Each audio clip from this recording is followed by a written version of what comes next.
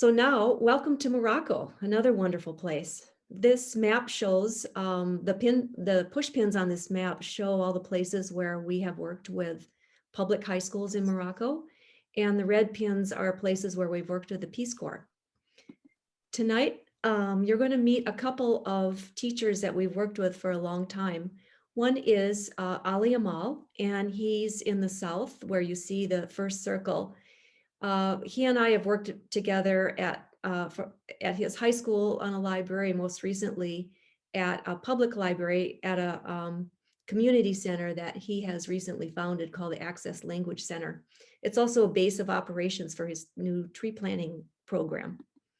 And then after that, we'll go north to Khouribga and we'll meet another teacher that we've worked with for a long time, Ilham Haddadi. Okay, so let's go meet Ali.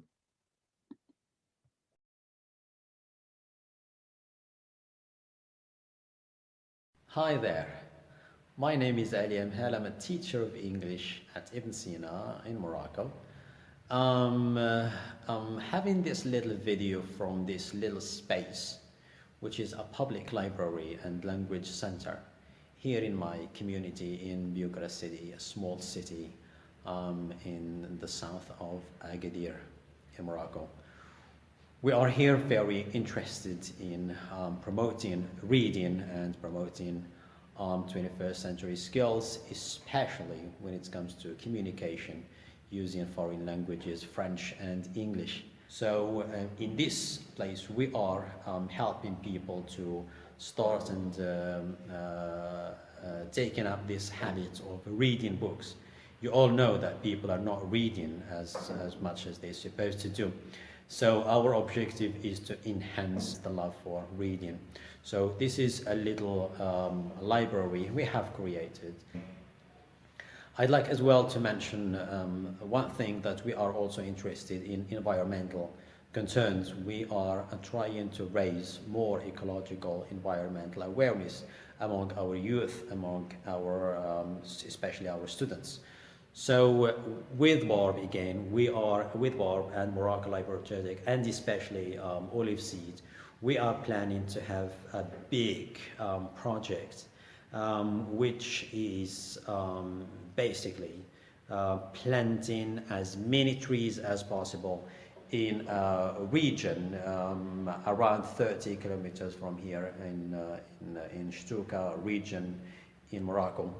We are very much interested in going back in time and rescue and save and plant more Argan trees. Argan trees are very famous here in Morocco, but actually they are shrinking day after day. So we find it as big responsibility as an NGO, and would like to make sure we save this precious, very rare tree. Let me tell you a little bit about the Argan tree. It's quite a fascinating tree. It's, first of all, it's indigenous to southern Morocco, and it only grows in this part of Morocco, nowhere else in the world. It's very adapted to this semi-arid environment, and it's environmentally a very important tree because it's a natural barrier to the increasing desertification that's happening in that part of the world. Secondly, you might have heard of argan oil. The Amazigh women in this area make argan oil by hand from the fruit on this tree. They're kind of like almonds. And the goats really do climb these trees to eat the fruits. We're going to hear from two students, students of Ali's, who will tell us more about the Argan tree. And one amazing thing about these students is that English is their fourth language. A rural place somewhere between Essaouira and Agadir, where you can hear nothing but wind blows and see nothing but illusions. You drink some water from your bottle and focus in front of you, letting your sight to its limit. Under a hot boiling sun, you will see a vast empty land where life is barely exists. And in the middle of nowhere, your eyes will catch a surviving symbol. a tree that lived and stayed green God knows how many years. This tree is Argania, or as Amazigh wish to call it, Argan Tree. These wonderful trees, estimated to be millions of years old, taking place nowadays in an area of approximately 800,000 hectares in between Agadir and Sawira. Argan trees can live up to 250 years. They are considered as a surviving symbol because they can survive such difficult circumstances, and part of their survival is due to the ability of their roots to reach a depth of 30 to 70 meters to find water. Furthermore, argan trees are well adapted to the climate in southern Morocco. They can remain dormant and fruitless during years of drought, but still protect land from soil erosion and desertification. My name is Nawal Asburi and I'm from Biougra and I'm a student in the School of Training and Education and I'm a loving reader. So I enjoy this literary circus and I wrote this little essay about the environmental issues in the world in general and in our country, Morocco in particular. So let's get started. Home is where the life begins and earth is what makes life worthy to live. Planet in general is all what we have in common for everything around us. Earth in particular is a home of millions of creatures. For instance, humans, animals, plants, and water. To be existed and to live in Earth is something that we don't appreciate every morning. Those of people believe that the Earth is just a place among the daily places. It doesn't need any care or attention. Weren't those essays beautiful? One of our goals at Olive Seed is to encourage young people to develop and use their voice. And we provide a platform for them to be able to share their writing with others. So we publish student writing online and in ebooks and sometimes in print.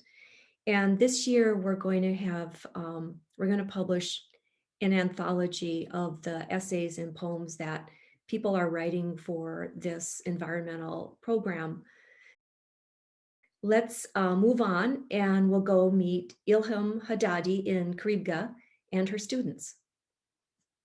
And here she is with her green team. She's always very active with environmental projects at school.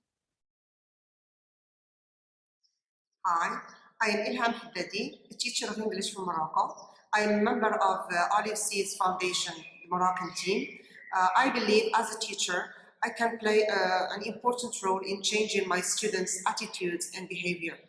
That's why I work on the Sustainable Development Goals, especially Goal 4, Quality Education, Goal 5, Gender Equality, and Goal 13, Climate Action.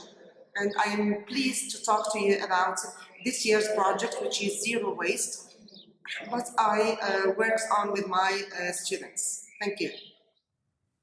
In this presentation, I'm going to talk about a project that I coordinated in my school, which is Zero Waste Project.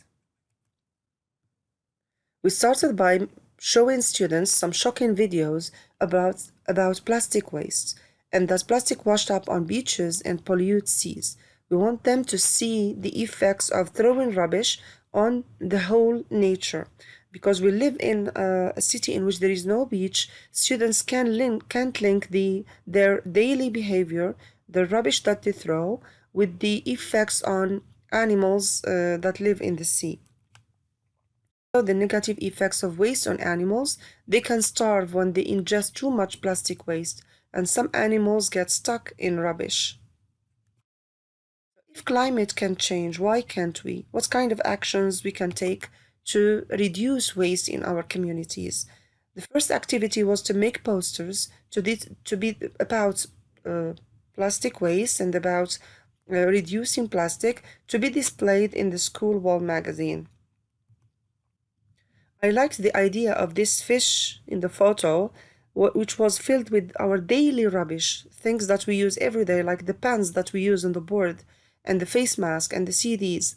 Also the packages that they throw when they eat biscuits and snacks.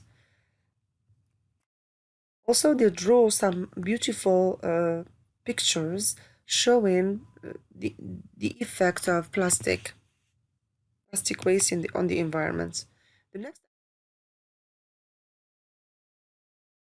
we end the activities by a school assembly in which students gave presentations and talks about climate change, about the 3 R's: reduce, reuse, recycle, and how we can really change our daily behavior to stop the problem of climate change. We invited their parents to give them certificates of participation. It was a memorable event.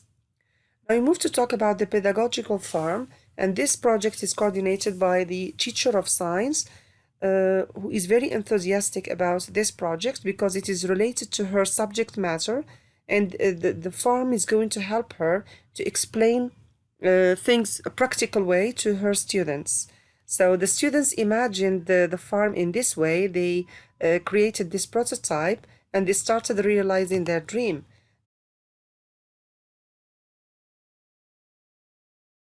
Hello and welcome everyone. I'm Mohammed Mujab. I'm chemical science fresh student.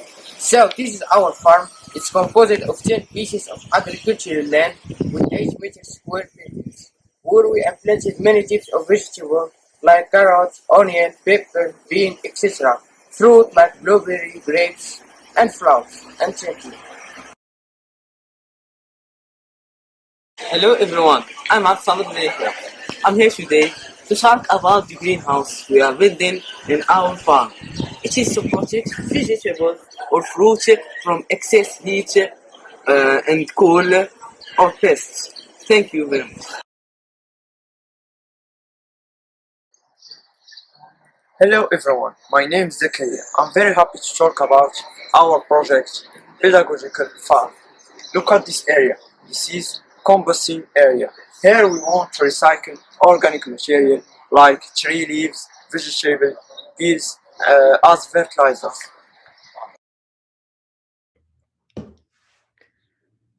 Thanks, Ilham. What a great idea that farm is to teach young people about how to grow food in a sustainable way. I'm always polling teachers and community leaders about what their top concerns are environmentally. And climate and plastics are almost always at the top of the list. So I really appreciate the work that she's doing with her students on plastics. Now we'll go to Pakistan and meet Stephanie Flower and her students at Satara School. Thank you.